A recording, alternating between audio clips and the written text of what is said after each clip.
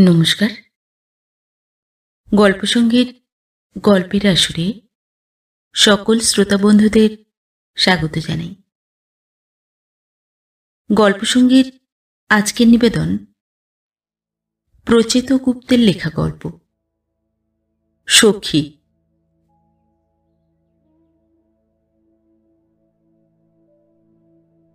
সুপর্ণার গোটা শরীরটা কেঁপে উঠল। মনে হলো ব্যালেন্স হারিয়ে এখনই পড়ে যাবে।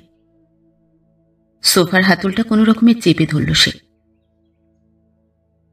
মহিলা মাথা নামিয়ে টেবিল থেকে কাপ ডিশ তুলতে তুলতে বলল, বৌদির কি শরীর খারাপ লাগে? মাথা ঘুরে? সুপর্ণা সোফায় বসে পড়েছে। নিজেকে সামলাতে চেষ্টা করছে। মুখ না তুলে বলল, না না, আমি ঠিক আছি। মহিলা শান্ত গলায় বলল, দাদাবাবু রাতে রুটি করে রাখবো? কি উত্তর দেবে সুপর্ণা বুঝতে পারছে না। তার মাথার ভেতরটা তালগোল পাকিয়ে গেছে, গলা শুকিয়ে যাচ্ছে। জল খাওয়া দরকার, ঠান্ডা এক গ্লাস জল। কিন্তু তার থেকেও আগে দরকার এই মানুষটাকে সামনে থেকে সরানো। কিভাবে সরাবে? চলে যেতে বলবে? বললে কি বলবে? তুমি আমার সামনে থেকে যাও। মহিলা আবার বলল, আমি কি রুটি করে রাখবো বৌদি? সুপর্ণা অন্যদিকে মুখ ঘুরিয়ে কোনো রকমে বলল, হ্যাঁ, করে রাখো। আপনি কি রাতে রুটি খান? সুপর্ণার কথা বলতে ইচ্ছে করছে না, তবু তাকে বলতে হলো। নিজেকে সামলাতে সামলাতে বলল, না, শুধু দাদাবাবু খান। তাহলে আপনার জন্য ভাত বসাই? না, থাক, আমি আজ রুটি খাবো। সকালে মহিলা যখন আসে তখন সুপর্ণা ভীষণ রকমের ব্যস্ত। অফিসে দেরি হয়ে গেছে। আজকাল অফিসে দেরি হয়ে গেলে ম্যানেজ দেওয়ার উপায় নেই। অনেক রকম ফ্যাকড়া হয়েছে। খাতা টাতার বালাই উঠে গেছে, কার্ড পাঞ্চ করে ঢুকতে হয়। তাছাড়া কিছুদিন হলো কাজের চাপ খুব বেড়েছে। অনেকেই বলছে কাজের চাপ বেড়েছে মানে এবার প্রমোশন হবে। প্রমোশন না ছাই, প্রতিদিন একটা করে প্রজেক্ট রিপোর্ট দেখতে হচ্ছে। মুখ তোলবার সময় নেই। রোজই 7:30 8টা বেজে যায়।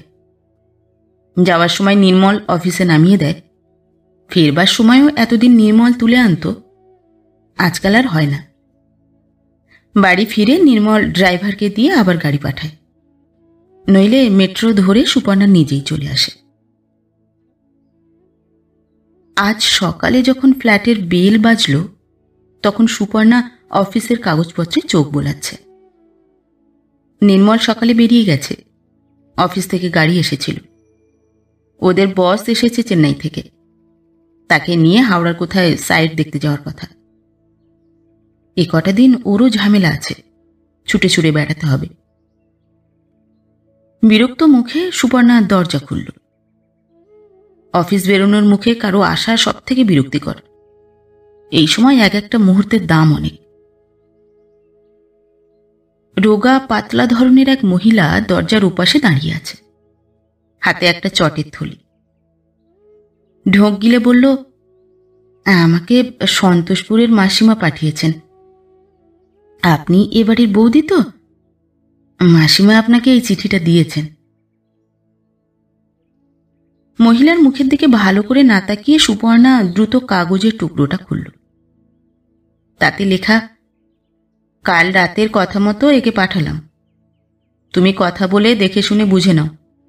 প্রয়োজনে আমাকে ফোন করবে। আশীর্বাদ জানবে, মা। নিমেষে সুপর্ণার মুখ থেকে বিরক্তিভাব উধাও। উফ, শেষ পর্যন্ত পাওয়া গেল তাহলে। না, এই বয়সেও মা করিতকর্মা আছে। মুখে সামান্য হাসি নিয়ে সে এবার মহিলার দিকে ভালো করে তাকালো। বলল, এসো, ভেতরে এসো। 10 দিন হলো আগের মেয়েটি কাজ ছেড়ে চলে গেছে। তার নাকি হঠাৎ বিয়ে ঠিক হয়েছে।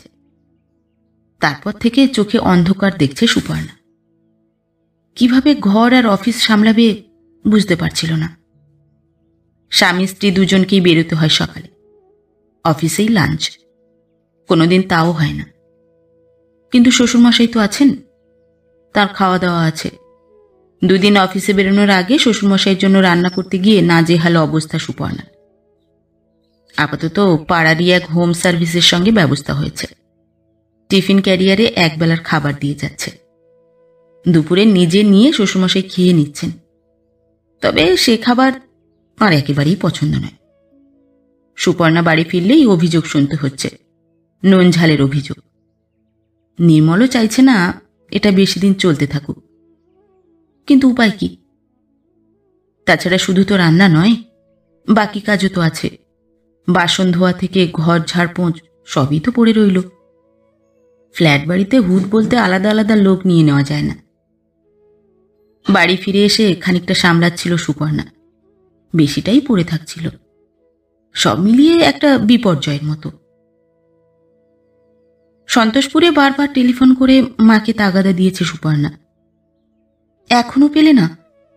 একটা কাজের লোক পেতে এত সময় লাগছে তোমার? সত্যি মা, তোমার বয়স হয়ে গেছে। বলেছি তো, এনি অ্যামাউন্ট যা লাগে দেব, গুছিয়ে সব কাজ করবে। রাত দিনের একটা কাজের লোক না হলে এবার কিন্তু আমাকে চাকরি ছাড়তে হবে। মলিনা দেবী মেয়ের কাজের লোক নিয়ে গত কয়েকদিন ধরে খুবই চিন্তিত ছিলেন। মাত্র 7 দিনে তিনি 17 জনের ইন্টারভিউ নিয়ে ফেলেছেন। কাউকেই পছন্দ হয়নি। মেয়ের বাড়িতে লোক দেওয়ার অনেক ঝামেলা, যাকে তাকে পাঠিয়ে দিলে চলবে না। 3 মাস আগে নাতনি পুনেতে পড়তে চলে যাওয়ার পর অত বড় ফ্ল্যাটে এখন লোক বলতে মোটে 3 জন।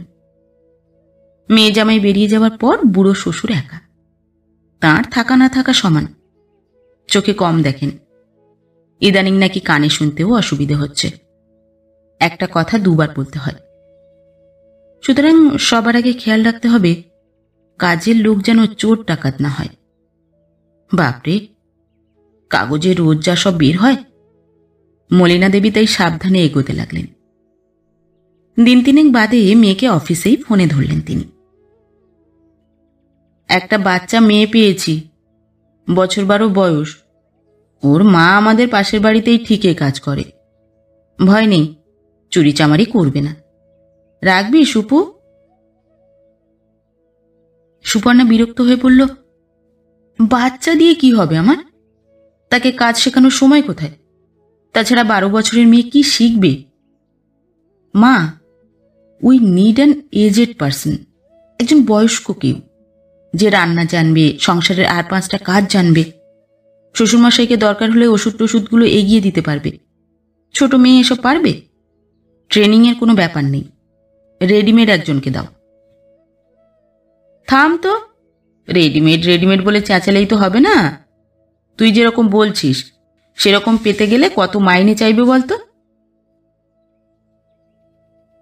সুপর্ণা এবার এগে গিয়ে বলল, এনি অ্যামাউন্ট, যত খুশি মাইনে হোক। টাকা পয়সা নিয়ে তোমাকে মাথা ঘামাতে বলেছি? তুমি শুধু খোঁজ করে পাঠিয়ে দাও। সেই খোঁজ অবশেষে পাওয়া গেছে। কাল রাতে অফিস থেকে ফেরবার পরপরই সুপর্ণা মায়ের ফোন পেল। মলিনা দেবীর উত্তেজিত অথচ হাসি হাসি গলা। একজনকে পেয়েছি সুপু, ঠিক তোদের যেমন দরকার তেমন। ঘরের কাজ জানে সব। শুনলাম নিরামিষ রান্নার হাত নাকি ভালো। তোর শ্বশুরমশাই তো আবার ওসব খেতে ভালোবাসেন। বাটি চচ্চড়ি, ছেঁচকি, ধোঁকার ডালনা, উনি খুশি হবেন। মেয়েটা আজ এসেছিল। মেয়ে না বলে মহিলা বলাই ভালো। এই ধর প্রায় তোরই বয়সী, 2-1 বছর এদিক ওদিক হতে পারে। তবে আজকাল তো আর চেহারা দেখে মেয়েদের বয়স ধরা যায় না। উফ মা, কাজের লোকের বয়সের এত ডিটেলস দিয়ে আমার কি হবে বলো তো? ছেলে মানুষ নয়, এটাই আসল কথা। বয়স বেশি মানে সংসার বুঝতে পারবে। আমি তো ওরকমই খুঁজছি। মেয়ের বাধাতে মলিনা দেবী বিন্দুমাত্র দমলেন না। তিনি বলেই চললেন, শুধু বয়স্ক নয়, দেখে তো মনে হলো বেশ ভদ্র সভ্য। আজকাল অবশ্য মনে হয় এক, পরে দেখা যায় আসল ঘটনা অন্যরকম। তবে কথা বেশি বলে না, চুপচাপ ধরনের। কাজের লোক বেশি ট্যাক ট্যাক করলে আমার অসহ্য লাগে। সুপর্ণা খুশি হয়ে বলল, তোমার অসহ্য লাগবার কি আছে মা? কাজ তো তোমার বাড়িতে করছে না, আমার বাড়িতে করবে। অসহ্য লাগলে আমাদের লাগবে। তাছাড়া এ বাড়িতে ট্যাক ট্যাক করবার মতো কি আছে? শ্বশুরমশাই তো নিজের মতো বই আর টিভি নিয়ে থাকেন, ঠিক সময় খাবার পেলেই সন্তুষ্ট। ওসব তুমি ভেবো না। মলিনা দেবীর সমস্যা হলো, মেয়েকে টেলিফোন করলেই তিনি গল্প ফেঁদে বসবার ঢঙে কথা শুরু করেন। যে কথা চট করে সেরে নেওয়া যায় সে কথা তিনি শুরু করতেই দীর্ঘক্ষণ লাগিয়ে দেন। আজও তাই করছেন। বললেন, তা অবশ্য ঠিকই বলেছিস, তোদের বাড়িতে আর এখন কথা বলবার তেমন লোক কই। মিমি চলে যাওয়ার পর তো বাড়ি ফাঁকা। এইটুকু মেয়েকে বাইরে পড়াতে পাঠাবার যে কি আছে আমি বাবা বুঝি না। এই তো সেদিন ওই স্কুলে যাচ্ছিল। যাই হোক, ফাঁকা বাড়িতে আবার লোক দেওয়া বিপদের। আমি অবশ্য এই মহিলার ঠিকানা ফিকানা সব লিখে রেখেছি। বাইপাসের আশেপাশে কোথায় যেন থাকে বলল। ভেবেছি একদিন লোক পাঠিয়ে খবর নেব সত্যি বলছে না মিথ্যে। ওসব কথা এখন ছাড়ো তো মা, তোমার সবটাতেই ভয়। কালই তুমি পাঠিয়ে দাও, কাল থেকেই শুরু করো। আজকাল এফিশিয়েন্ট কাজের লোক ফাঁকা বসে থাকে না। আমি এখন ছাড়ছি, এইমাত্র অফিস থেকে ফিরলাম, টায়ার্ড হয়ে আছি, তোমার সঙ্গে আর বকর বকর করতে পারছি না। সুপর্ণা চাইলেও মলিনা দেবী টেলিফোন ছাড়তে চাইছেন না। বললেন, আহা, আগে ভালো করে শুনে নিবি তো। মাইনে টাইনের কথা তুই আবার আগ বাড়িয়ে বলতে যাস না। কদিন কাজ টাজ দেখে তারপর বলবি। বললি এক গাদা টাকা, তারপর দেখলি কাজে লবডঙ্কা। সেরকম হলে আমিই বলে দেব। সুপর্ণা তাড়াতাড়ি বলল, সে বিলক্ষণ, তবে দেখো দরাদরিতে বেঁকে না বসে। মলিনা দেবী টেলিফোন ছাড়বার আগে বললেন, একটা ভালো কথা সুকু, এই মেয়ের পেটে আবার বিদ্যে আছে। বিদ্যে আছে? হ্যাঁ রে, বলল ক্লাস 8 না 9 অবধি পড়েছে।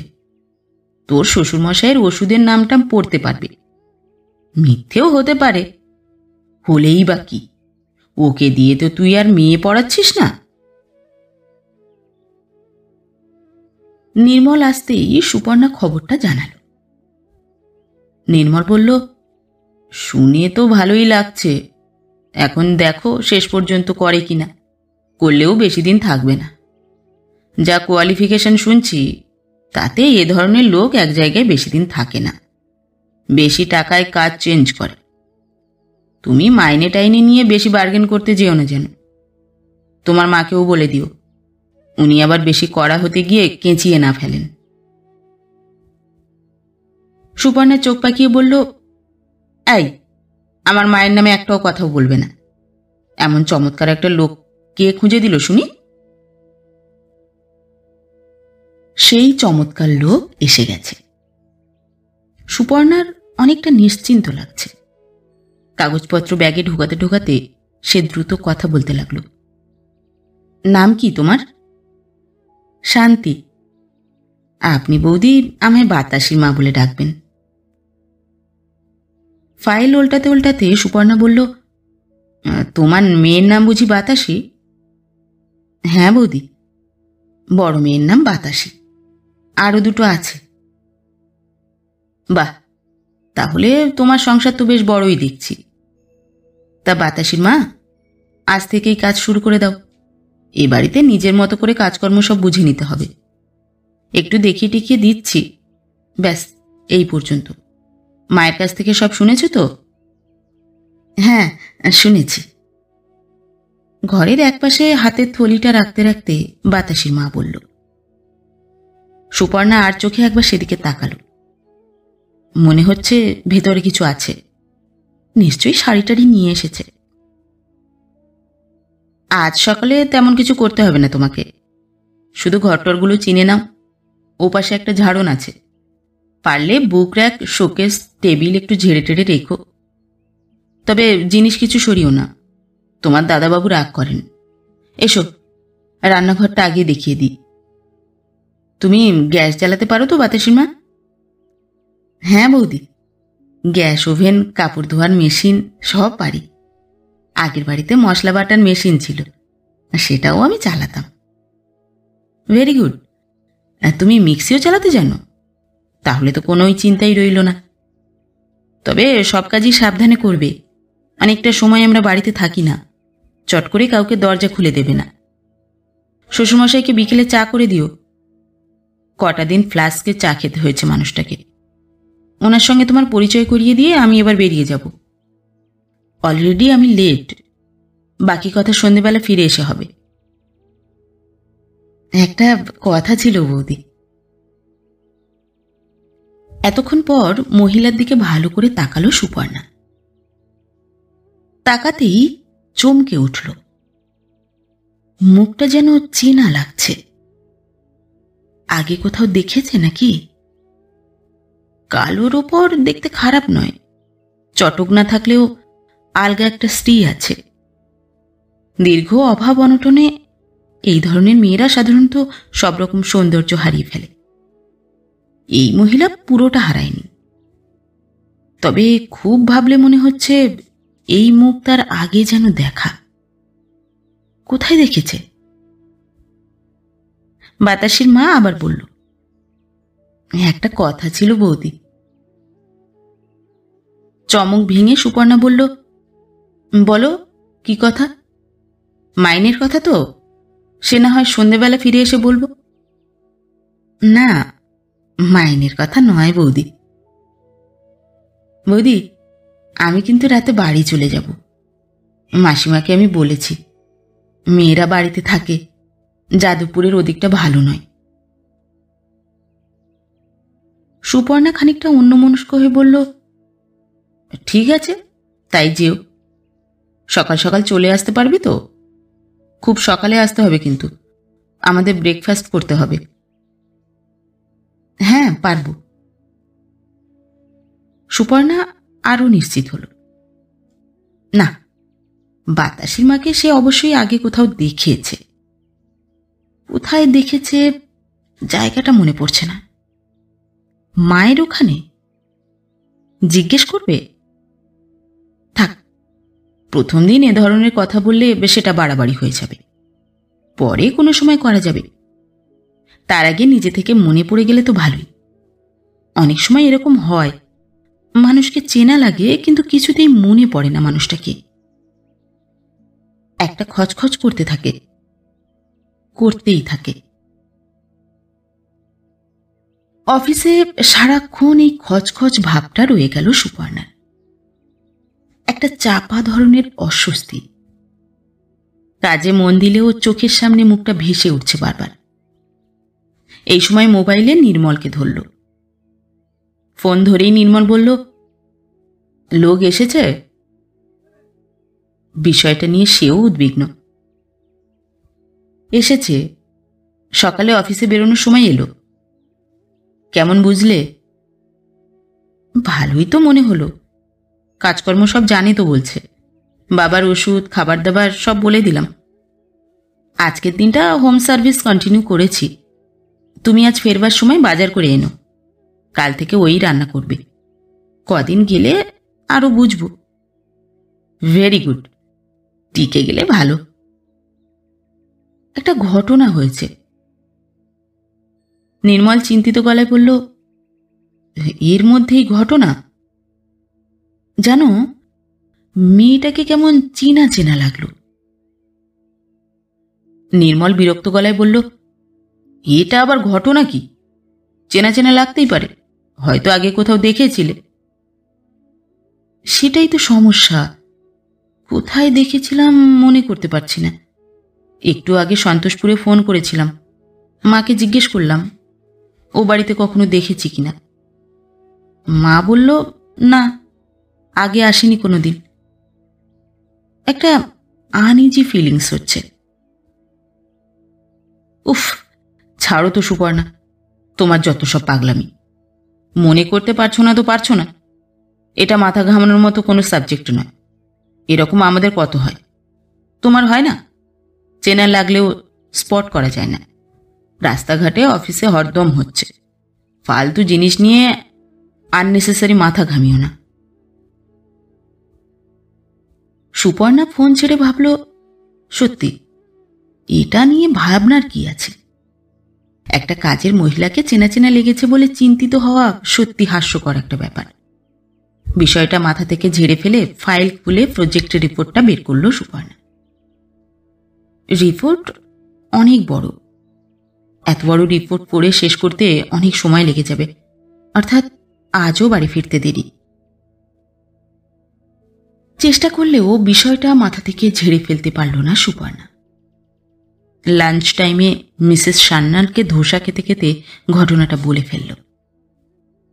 মিসেস সান্যাল হেসে বললেন, আচ্ছা, এরকমও তো হতে পারে সুপর্ণা। তোমার ওই বাতাসা না বাতাসির মাকে আসলে তুমি চেনোই না। তোমার অন্য কোনো চেনা মহিলা হয়তো ওরকম দেখতে, হতে পারে না? তুমি যা বলছো তাতে তো মনে হচ্ছে that woman is not like so called maid servant. আর 5 জন কাজের লোকের মতো নয়, একটা ভদ্র সভ্য আমাদের ঘরের মতো ব্যাপার আছে। তাহলে সেটা হতেই পারে। সুপর্ণার যুক্তিটা খারাপ লাগলো না। অনেক সময় দুটো মানুষকে অনেকটা একই রকম দেখতে হয়, পুরোটা একরকম নয়, খানিকটা। চোখটা বা চিবুকের কাজটা অথবা তাকানোর কায়দা, হয়তো সেই কারণে অন্য কারোর সঙ্গে গুলিয়ে ফেলেছে। কফির মগ নিয়ে নিজের ডেস্কে ফিরে এলো সুপর্ণা। রাঁচিতে থাকার সময় এরকম একটা মজার ব্যাপার ছিল। নির্মলের অফিসের 2 জন পিয়নেরই ভুরু ছিল জোড়া, চট করে আলাদা করা যেত না। একজন কোনো দোষ করলেই বলতো, হাম নেহি উসনে কিয়া। প্রথম প্রথম তো নির্মলরা মহা ঝামেলায় পড়ত। গলার আওয়াজ শুনে বুঝতে হতো কোনটা কি। আচ্ছা, মহিলার গলার আওয়াজ শুনলে কিছু মনে পড়বে না? পড়তেও তো পারে। সুপর্ণা অপারেটরকে বাড়ির লাইন ধরে দিতে বলল। অনেকক্ষণ বেজে যাওয়ার পর শ্বশুরমশাই টেলিফোন তুললেন। ইদানিং এই একটা মুশকিল হয়েছে, শ্বশুরমশাইয়ের সঙ্গে টেলিফোনে কথা বলতে হলে বেশ জোরে বলতে হয়। অফিসে সবার মাঝখানে বসে জোরে কথা বলা যায় না। তবু সুপর্ণা যতটা সম্ভব চেঁচিয়ে বলল, বাবা সব ঠিক আছে তো? বৃদ্ধ রাগ রাগ গলায় বললেন, একেবারেই ঠিক নেই। কি লোক রেখেছ বৌমা, চায়ে গাদাখানেক চিনি দিয়েছে, এখন আবার লুচি করতে রান্নাঘরে গেছে। আমি বলেছি খবরদার 4টের বেশি করবেন। বেশি কড়া ভাজার দরকার নেই, সঙ্গে কয়েকটা আলু ভেজে দাও। ভাজা আলুতে একটা কাঁচা লঙ্কা দিও। সুপর্ণা খুশি হল, বাতাসির মা শ্বশুরমশাইকে দেখছে, এটা অনেকখানি। টেলিফোন ছেড়ে সুপর্ণা ভাবল, এবার সত্যি সত্যি অফিসের কাজে মন দিতে হবে। চেনা অচেনা নিয়ে পাগলামি করবার সময় নেই। যদি মনে পড়বার হয় নিজে থেকেই পড়বে, না পড়লেও কোনো ক্ষতি হবে না।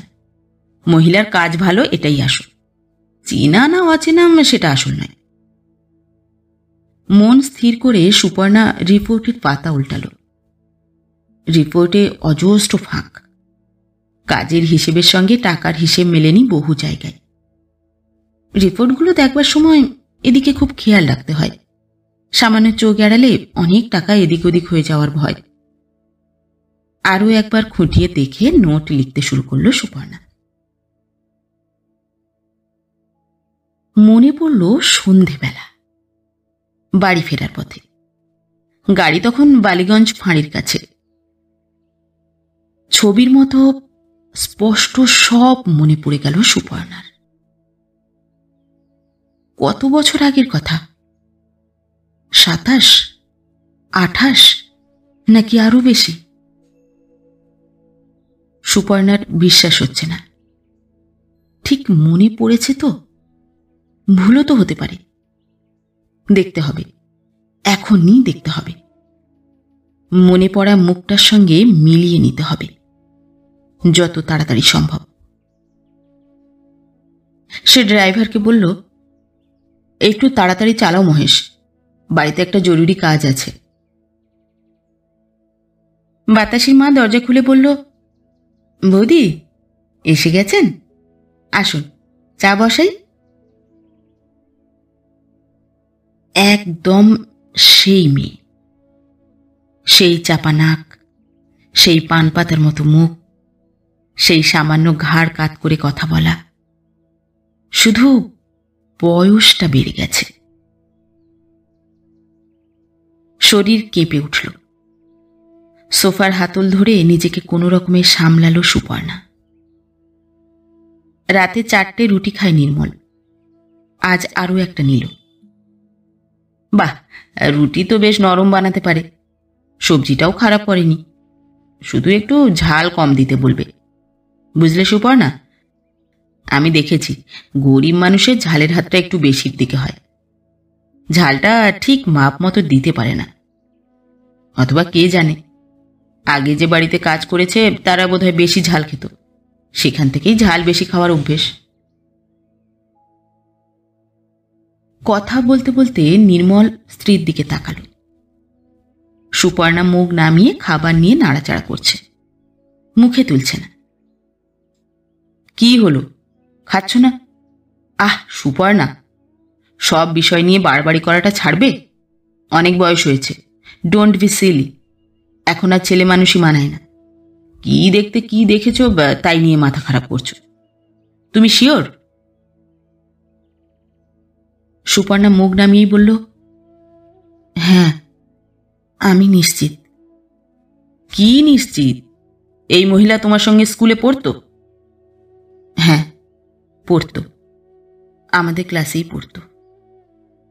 ক্লাস 7 না 8 পর্যন্ত শান্তিকে দেখেছি আমি, তারপর আর মনে নেই।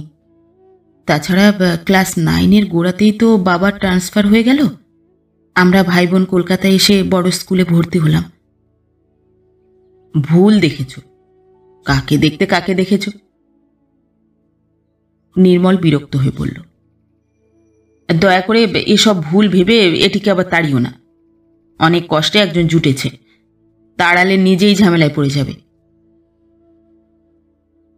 সুপর্ণা প্লেট সরিয়ে দিয়ে অন্যমনস্কভাবে বলল, একটা কালো মতো মেয়ে পিছনের দিকে বসে থাকত, কথা টথা কম বলতো, কারোর সঙ্গেই বেশি ভাবটাপ ছিল না, আমার সঙ্গেও নয়। বেশিরভাগ সময়ই জামা আয়রন করা থাকতো না। পিটি ক্লাসে যে কেডসটা পরতো সেটার বুড়ো আঙুলের কাজটা ছিল ছেঁড়া। আমার খুব ভালো করেই মনে পড়ছে, সেই মেয়েটার নাম ছিল শান্তি। রোল নম্বরটা ঠিক মনে পড়ছে না, আর একটু ভাবলে হয়তো সেটাও মনে পড়বে। নির্মল চাপা গলায় হিস হিস করে উঠল, stop it Suparna, please stop it. দয়া করে আর রোল নম্বর মনে করতে হবে না, অনেক হয়েছে, এনাফ ইজ এনাফ। এবার গল্পটা থামাও। সুপর্ণা ম্লান হেসে বলল, গল্প নয়, সত্যি বলছি।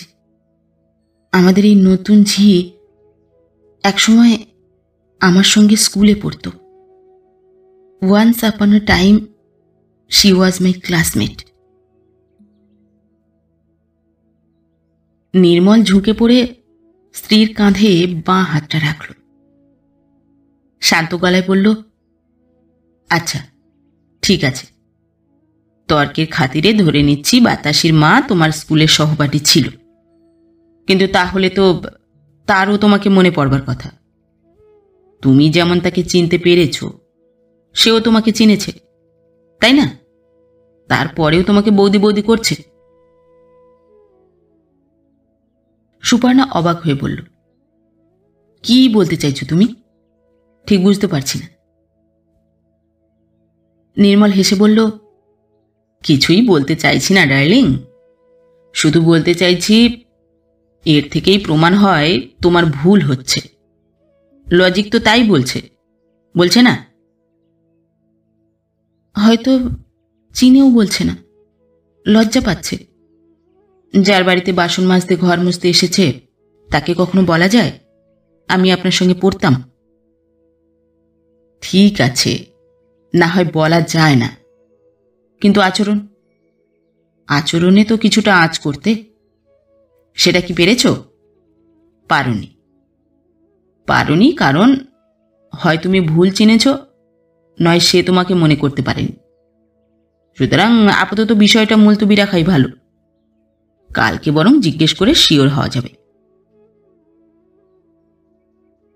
সুপর্ণা উঠে রেফ্রিজারেটর থেকে পুডিং বের করল। নির্মলকে প্লেটে দিতে দিতে বলল, যা, তা কখনো করা যায়?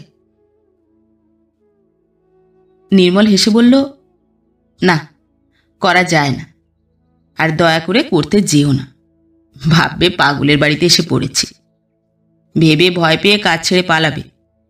তার থেকে বরং তুমি ছুটির দিনে স্পেশাল কয়েকটা রান্নার প্রিপারেশন শিখিয়ে দাও ওকে। এই ধরো মোচার চপ, পোস্তর বড়া, তারপর তোমার ওই ধনেপাতার আলুর দমটা। It's a beautiful dish. ও, ভালো কথা সুপর্ণা, মিমির ঘরটা রোজ একটু পরিষ্কার করতে বলো তো। সকালে দেখলাম খাটের তলায় অনেক ধুলো হয়েছে। নাও, পুডিং খাও, প্লিজ খাও। ইচ্ছে না করলেও খানিকটা পুডিং খেলো সুপর্ণা। অনেকদিন পর রাতে ঘুমের ট্যাবলেট খেতে হলো তাকে। সকালে ঘুম ভাঙল টেলিফোনের আওয়াজে। পুনে থেকে মিমি ফোন করেছে। তার গলায় উদ্বেগ। মা, anything wrong with you? Suparna ঘুম জড়ানো গলায় হেসে বলল, নাথিং সোনা, নো প্রবলেম। উফ, বাঁচালে। বাবা কাল রাতে ফোন করে যা ঘাবড়ে দিয়েছিল, তুমি ঘুমের ওষুধ খেয়েছো শুনে আর ফোন করিনি, নইলে তখনই তোমাকে ধরতাম।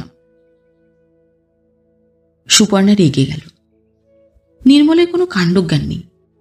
ছোট মেয়ে, পড়াশুনো করতে দূরে গেছে, তাকে এসব বলার কি মানে? অযথা চিন্তার মধ্যে ফেলা। নির্মলের এই একটা বড় দোষ, মেয়েকে সব বলাছে। সুপর্ণা বলল, তোমার বাবাকে তো জানোই মিমি, সব বিষয়ে বেশি চিন্তা করে, কিছু হয়নি। বাবা বলল, একজন নতুন কাজের মাসি নাকি জয়েন করেছে আমাদের বাড়িতে, and that lady was your class friend. Is it correct মা? সত্যি মা? এতটা যখন মেয়ে জেনে গেছে, বাকিটাও বলে দেওয়া ভালো। সমস্যাটা ওর কাছে পরিষ্কার হোক। সুপর্ণা বলল, এখনো পর্যন্ত বিষয়টা সত্যি না মিথ্যে বলার জায়গায় আসেনি মিমি। আমাকে আর একটু জানতে হবে। প্রথমে সত্যি মনে হয়েছিল, তবে কাল রাতে ডিনারের সময় তোমার বাবা একটা লজিক দিয়েছেন। লজিকটা খুব খারাপ নয়, সেটাতে আমি খানিকটা কনভিন্সড হয়ে পড়েছি। যাক যাক, ওসব কথা। তুমি কেমন আছো? পড়াশুনো কেমন চলছে? ও মা, কেমন আছি তো পরশুদিনই বললাম, ভুলে গেলে নাকি? ঠিক আছে, আবার বলছি, তোমাদের ছেড়ে খুব খারাপ আছি, যাকে বলে ভেরি ব্যাড। আবার নতুন পড়াশুনো, আড্ডা, হোস্টেল লাইফ নিয়ে দারুণ আছি। একেবারে ভেরি গুড বলতে পারো। সব মিলিয়ে গুড ব্যাড আছি। তোমার মেলে একটা লিস্ট পাঠিয়েছি, আজই দেখে নেবে। জিনিসগুলো কিনে রাখবে। ওর মধ্যে সব থেকে ইম্পর্ট্যান্ট হলো মাটির দুল আর হাটটা। আমাদের ইনস্টিটিউটে এবার রবীন্দ্র জয়ন্তী হবে। আমি ঠিক করেছি ওতে মাটির অর্নামেন্টস পরে গান গাইব। এখানে সবার চোখ কপালে উঠে যাবে। মনে থাকে যেন মা।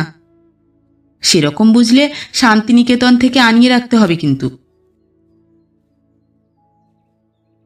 সুপর্ণা হেসে বলল, আচ্ছা, আনিয়ে রাখব। তোমার কোর্স কিরকম এগোচ্ছে মিমি?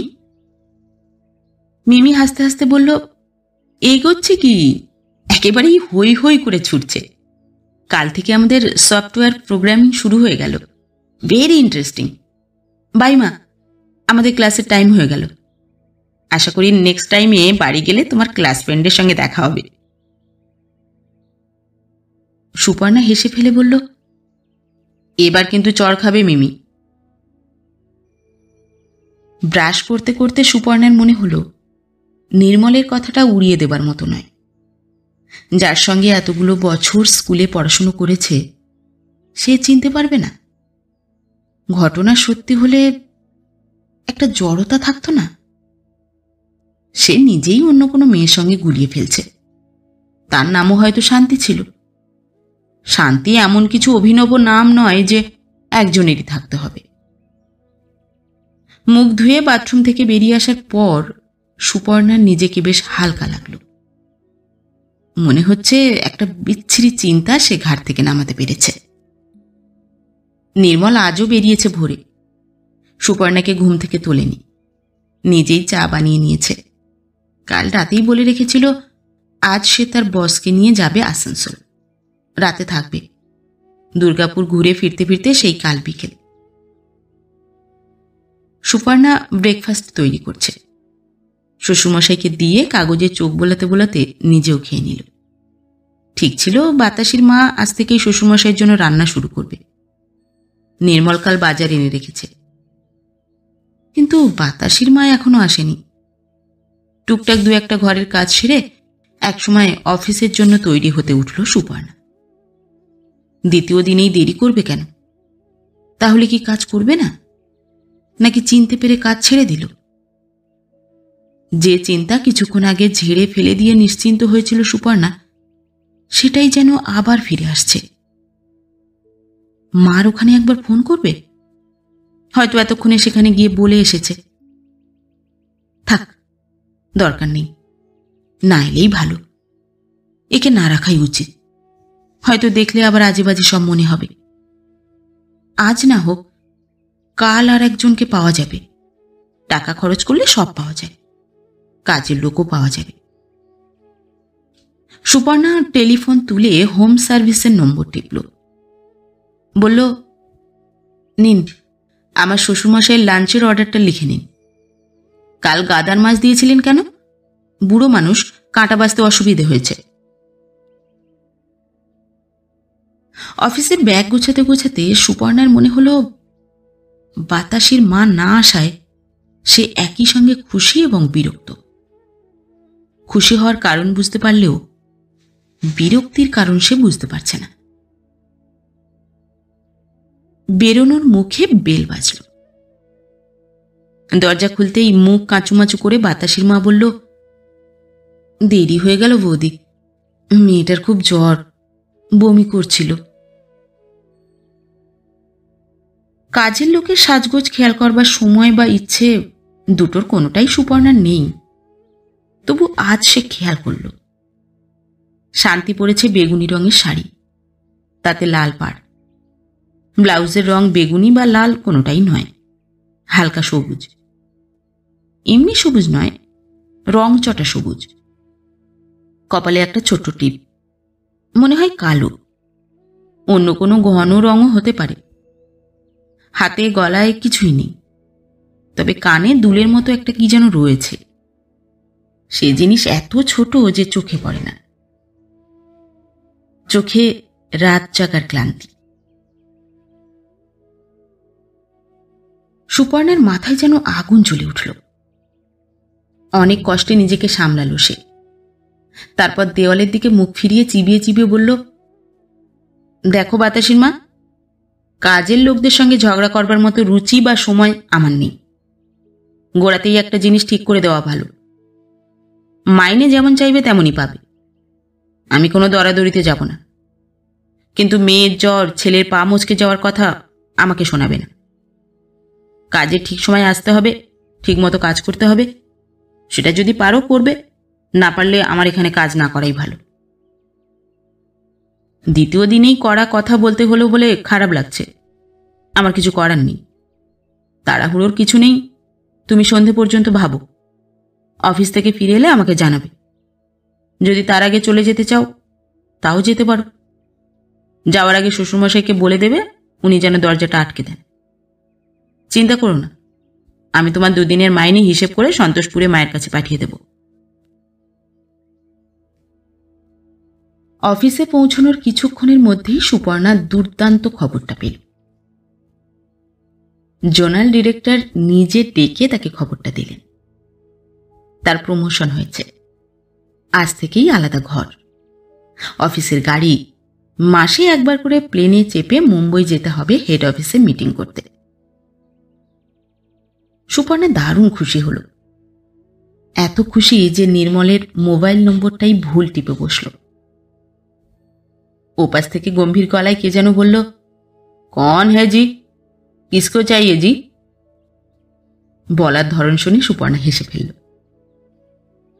নির্মলকে ধরার পরও সুপর্ণার সেই হাসি থামেনি। নির্মল বলল, এই হাসছো কেন? আহ, বসের পাশে বসে আছি। হাসি থামিয়ে তাড়াতাড়ি বলো, এনি প্রবলেম? নো প্রবলেম, একটা গুড নিউজ আছে।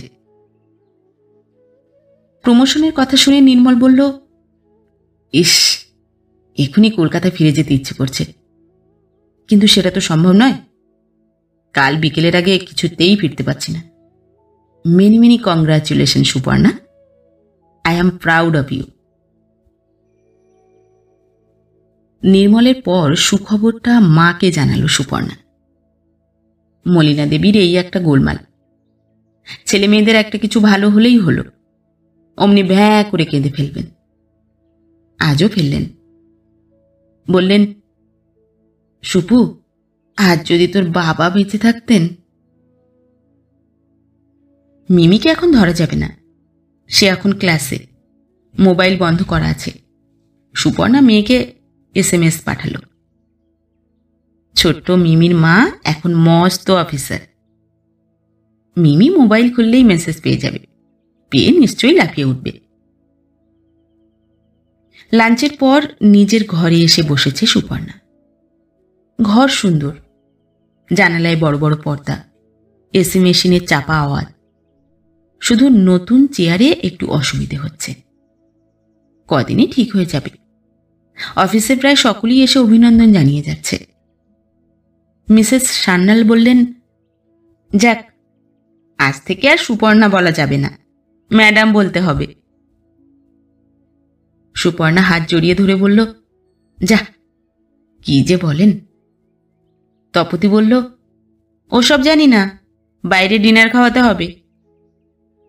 অজন্তা ন্যাকা ন্যাকা গলায় বলল, বয়ে গেছে বাইরে খেতে। সুপর্ণা দি, বাড়িতে নেমন্তন্ন করতে হবে কিন্তু, কর্তা আর ছেলেকে নিয়ে যাব। তুমি এখন বস, বসের বাড়িতে নেমন্তন্ন খাওয়ার মজাই আলাদা। এতক্ষণ বাড়ির কথা মাথা থেকে উবে গিয়েছিল। মনে পড়ল অজন্তার কথা শোনার পর, বাতাসির মা আছে না চলে গেছে? নিশ্চয়ই চলে গেছে। চেনা অচেনা যাই হোক, ওরকম কথার পর থাকাটা খুবই অপমানের। বাড়িতে একটা ফোন করে দেখলে কেমন হয়? এখন তো নিজের ঘর, জোরে কথা বললে কোনো অসুবিধে নেই। ঘর ফাঁকা হোক। ঘর ফাঁকা হতে বিকেল গড়িয়ে গেল। এখন নিজের টেবিলে দুটো ফোন। তবু পুরনো অভ্যেসে সুপর্ণা অপারেটরের কাছে বাড়ির লাইন চাইল। সব ঠিক আছে তো বাবা? বৃদ্ধ চাপা গলায় বললেন, না, সব ঠিক নেই। তোমার এই কাজের লোক অত সিনা বাতাসি, তার কিন্তু গোলমাল আছে বৌমা। সুপর্ণা চিন্তিত হয়ে বলল, কেন, কি হলো? গোলমাল কিসের? সে এখনো আছে? আছে মানে? খুব ভালো করেই আছে। একটু আগে দেখলাম রান্নাঘর থেকে কি যেন এনে নিজের ব্যাগটায় পুড়ছে। লক্ষ্য করে দেখি একটা বেগুন আর কটা আলু রয়েছে হাতে। সুপর্ণা এক মুহূর্ত চুপ করে রইল। তারপর থমথমে গলায় বলল, আপনাকে চা করে দিয়েছে? দিয়েছে, চা দিয়েছে, চায়ের সঙ্গে সুজি দিয়েছে। আজও চায়ে চিনি বেশি, তবে সুজি ভালো হয়েছে, কিশমিশ ছিল। কাল বলেছে মোচার চপ করে খাওয়াবে। আমি বলেছি করো, তবে ওতে কিশমিশ দিও না। ফোন ছেড়ে দেওয়ার পর চুপ করে বসে রইল সুপর্ণা। এরকম একটা আনন্দের দিনে হঠাৎ করেই মনটা যেন খারাপ হয়ে গেল। কাজের লোক একটু একটু চুরি করবে, এতে মন খারাপ করার কিছু নেই। তবু হলো কেন? হলো সে কি ভেবেছিল? বাড়িতে ফোন করে শুনবে অপমানিত বাতাসের মা কাজ ছেড়ে চলে গেছে? তাহলে খুশি হতো সে? কেন খুশি হতো? সুপর্ণার মন খারাপ বাড়তেই লাগলো। মন খারাপের মধ্যেই সুপর্ণা কম্পিউটার চালু করে মিমির মেল খুলল। এ ঘরের কম্পিউটারটা দেখতে আরো সুন্দর। মেশিন, কিবোর্ড, মাউস, এমনকি মাউস প্যাডটাও কালো, একেবারে জেড ব্ল্যাক। কালো রং এত সুন্দর হয়? মিমির তালিকা লম্বা, হাবিজাবি অনেক জিনিসের কথা লিখেছে। শেষে 5টা বইয়ের নাম, পাশে স্টার দেওয়া। খুব জরুরি হলে মিমি পাশে স্টার দেয়। এর মধ্যে প্রথম 4টে সফটওয়্যার বিষয়ক বই, শেষেরটা গীতবিতান। একটা নিয়ে গেছে, আবার একটা চায়। নিশ্চয়ই কাউকে দেবে। পাগল মেয়ে। বাড়ি ফেরার সময় একটা ভয়ঙ্কর সিদ্ধান্ত নিয়ে ফেলল সুপর্ণা। অফিস থেকে ফিরে গা না ধুয়ে সুপর্ণা কিছু করতে পারে না। আজও ধুলো। তারপর ড্রয়িং রুমে বসে শান্তভাবে সুজি খেল, চা খেল, মুখ তুলে বলল, বাহ, বেশ হয়েছে তো। এত সুন্দর সুজি করতে তুমি কোথা থেকে শিখলে বাতাসির মা? আগে যে বাড়িতে কাজ করতে সেখান থেকে? বাতাসির মা দরজার কাছে দাঁড়িয়ে আছে মাথা নামিয়ে। প্রশংসা শুনে সে বোধহয় লজ্জা পেয়েছে। নিচু গলায় বলল, বৌদি, আমি জানি, সুজি জানি, গাজরের হালুয়াও জানি। বলেন তো একদিন করতে পারি। সুপর্ণা অবাক হওয়ার ভঙ্গিতে ভুরু তুলে বলল, বাহ, গাজরের হালুয়াও জানো? তোমার দাদাবাবু গাজরের হালুয়া খেতে খুব ভালোবাসে। আমি বাবা অত সব পারি না। তাছাড়া সময় কোথায়? দেখছই তো, অফিসের কাজেই পাগল পাগল অবস্থা। যাক বাতাসির মা, আমি একটা সিদ্ধান্ত নিয়েছি। তোমাকে আর এখানে কাজ করতে হবে না। আমি তোমাকে রাখছি না। কাল থেকে আর আসতে হবে না। এখনো তোমার মাইনে ঠিক হয়নি, তবু আমি এই 100 টাকাটা দিচ্ছি। জানি 2 দিনের কাজের পক্ষে এই টাকা বেশি, তাও রাখো। মহিলা মুখ তুলে তাকালো। তার চোখে কি বিস্ময় নাকি রাগ? সুপর্ণার খুব ইচ্ছে করছে তাকিয়ে দেখে, পারল না। মুখ নামিয়ে নিল। টেবিল থেকে একটা পত্রিকা তুলে কিছু ঘটেনি ভঙ্গিতে পাতা উল্টাতে উল্টাতে বলল, যাও, আর রাত করো না। অসুস্থ মেয়ে বাড়িতে আছে। যাওয়ার আগে এই কাপ প্লেটগুলো ধুয়ে দিয়ে যেও। আর ও হ্যাঁ, শোনো বাতাসি মা, রান্নাঘর থেকে তুমি নাকি বেগুন আর আলু টালু কি সব নিয়েছ। জানি না সত্যি নিয়েছ কিনা। যদি সত্যি নিয়ে থাকো তাহলে ওগুলো রেখে দিয়ে যেও। তোমার দাদাবাবু আবার রাতে বেগুন ভাজা ছাড়া রুটি খেতে পারে না। কি ছেলে মানুষের মতো স্বভাব বলো তো। রাতে মিমি তার মস্ত অফিসার মাকে ফোন করে অবাক হয়ে গেল। মা, তুমি কি কাঁদছ? সুপর্ণা ইচ্ছে করলে মিথ্যে বলতে পারত, সে তা করল না। ফোঁপাতে ফোঁপাতে বলল, হ্যাঁ রে সোনা, আমি কাঁদছি। মায়ের কাছ থেকে ঠিকানা নিয়ে বাড়ি খুঁজে বের করতে অসুবিধে হল। বাইপাস থেকে অনেক ভেতরে। এসব জায়গায় ঠিকানা থাকা না থাকা সমান। তাছাড়া গাড়ি রাখতে হয়েছে দূরে। ড্রাইভার বলল, এই সরু পথে গাড়ি ঢুকবে না, তার উপর আবার কাদা। এই সন্ধেবেলা চাকা ফেঁসে গেলে কেলেঙ্কারি। মহেশ হলেও একটা কথা ছিল, অফিসের গাড়ি, চট করে কিছু বলা যায় না। সুপর্ণা নেমে পড়ল। কিছুটা হেঁটে একে ওকে জিজ্ঞেস করে একটা টিনের দরজার সামনে এসে দাঁড়ালো সুপর্ণা। বিচ্ছিরি অন্ধকার। এখানে কি আলো আসেনি নাকি লোডশেডিং? একটা টর্চ আনলে ঠিক হতো। সুপর্ণা দুবার দরজায় টোকা দিল, তারপর ফিসফিস করে ডাকল, শান্তি, শান্তি। দরজা খুলল বাতাসির মা। তার হাতে একটা হ্যারিকেন। চিমনিতে কালি পড়ে আলোটা কেমন ছায়া ছায়া। সেই আলো ছায়া পড়েছে বাতাসির মায়ের মুখে। বেশ লাগছে, ছবির মতো।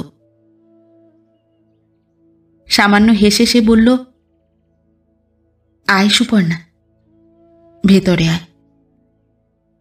মেয়েটার আজও খুব জ্বর।